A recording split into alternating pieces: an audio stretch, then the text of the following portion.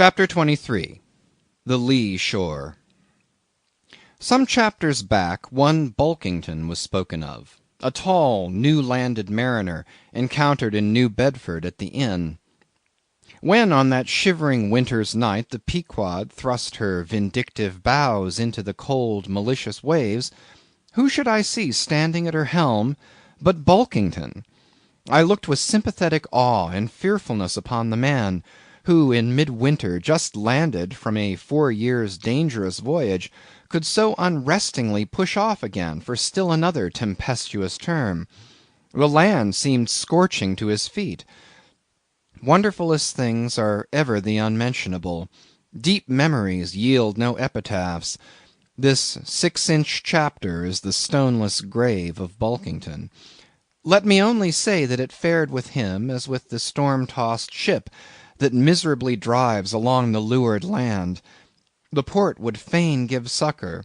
The port is pitiful. In the port is safety, comfort, hearthstone, supper, warm blankets, friends, all that's kind to our mortalities.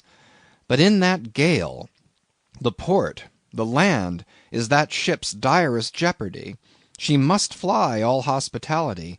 One touch of land, though it but graze the keel, would make her shudder through and through. With all her might she crowds all sail off shore.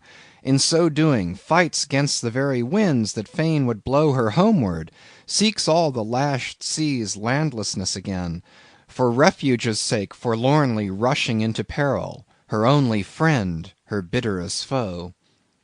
Know ye now, Bulkington?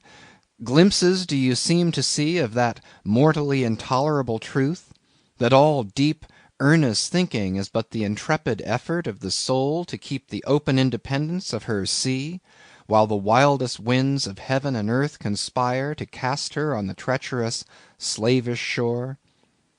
But as in landlessness alone resides highest truth, shoreless, indefinite as God, so better it is to perish in that howling infinite, than be ingloriously dashed upon the lee, even if that were safety.